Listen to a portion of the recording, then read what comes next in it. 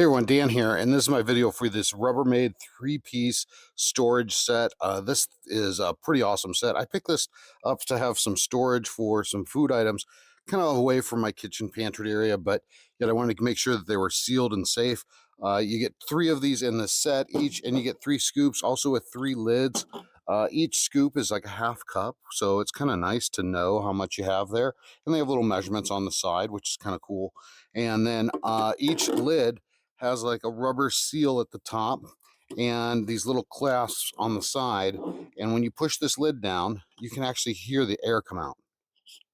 I don't know if you heard that with my microphone, but and then these like lock into place, so it's on pretty securely.